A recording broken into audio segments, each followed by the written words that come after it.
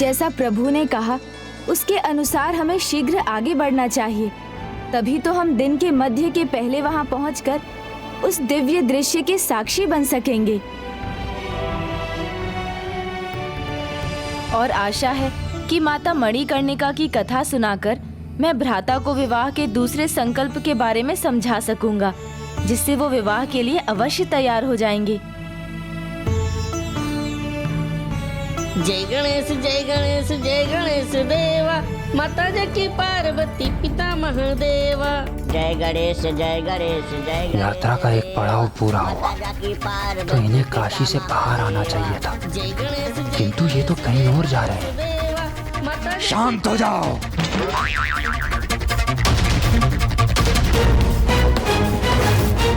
बाधाएं कितनी भी आए, अपना कार्य तो मैं करूंगा ही। इनके यहाँ आने का वास्तविक उद्देश्य मैं ज्ञात करके रहूंगा।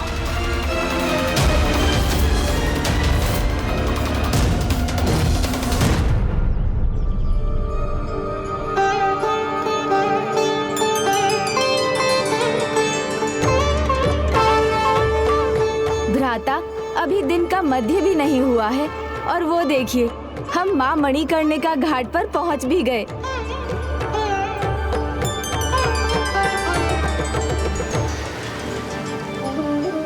काशी के सभी घाटों के मध्य में स्थित होने के कारण मणिकर्णिका घाट को काशी का नाभि केंद्र भी कहा जाता है।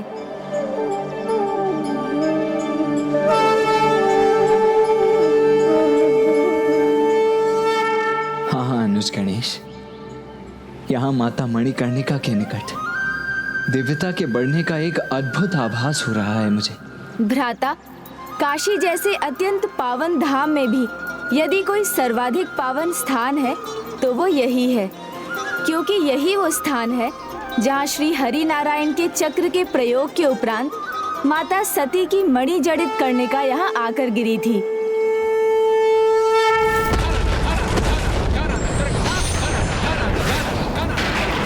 इसलिए ये स्थान 51 शक्ति पीठों में से एक बना और माता की मणिकर्णिका यहाँ गिरी थी, इसलिए इसका नाम मणिकर्णिका घाट पड़ा। इसका नाम मणिकर्णिका घाट पड़ा।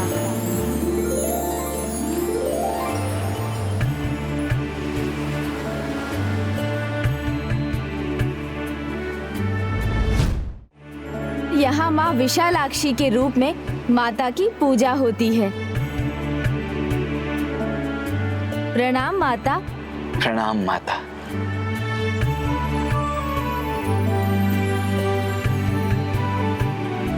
किंतु गणेश, हमें माता मणिकर्णिका के दर्शन कहाँ प्राप्त होंगे? आइए भ्राता, मैं आपको वहाँ भी ले चलता हूँ, मणिकर्णिका के दिव्य कुंड पर।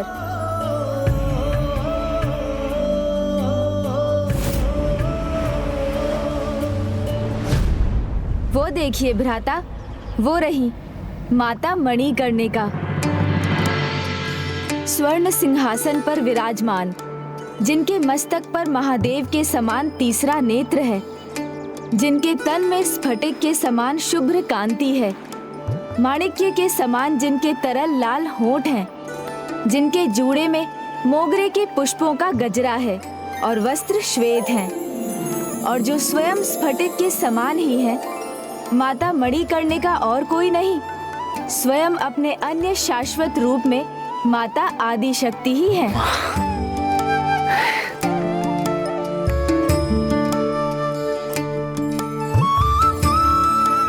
माता के इस चतुर्भुज रूप में उन्होंने काला कमल पुष्प और डंब फल धारण किया हुआ है। नीचे के हाथ सदैव पश्चिम अर्थात काशी विश्वनाथ मंदिर की दिशा में नमस्कार की मुद्रा में जुड़े हुए हैं। उनके खुले नेत्र सदैव प्रभु दर्शन के लिए लालायित हैं। हर दिन भोर में ब्रह्म मुहूर्त के समय सर्वप्रथम माता ही प्रभु विश्वनाथ के दर्शन करने जाती हैं। बाबा विश्वनाथ के नेत्र भी माता मणिकर्णिका की ओर ही हैं, जो माता पार्वती की ही रूप हैं। उनके प्रत्येक रूप में माता प्रभु महादेव की और प्रभु महादेव माता के ही तो हैं। दोनों में एक दूसरे के प्रति अपार अगाध स्नेह है। समान रूप से एक दूसरे के प्रति सम्मान और परस्पर निष्ठा से समर्पित हैं और यही उनके संबंध की सुंदरता है और यही उनके अटूट जुड़ाव का आधार है। ऐसा संबंध जिसमें दोनों भागीदार एक दूसरे के प्रति सच्ची निष्ठा रखें और सदा एक दूसरे का ध्यान रखें, ऐसा अनूठा संबंध विवाह का ही परिणाम होता है। अनुज गणेश, अब हमें माता मणिकर्णिका की कथा सुनाओ। हाँ, अवश्य सुनाऊंगा भ्राता। मुझे आशा है कि ये कथा सुनकर आपके मन में भी विवाह के प्रति सकारात्मक भावना उत्पन्न हो। ईश्वर को अर्पित करने के लिए फल, फूल, मेवा, मिष्ठान से कहीं अधिक उपयुक्त उपहार निश्चल भक्ति, प्रेम और शुद्ध चित्त की चेतना है।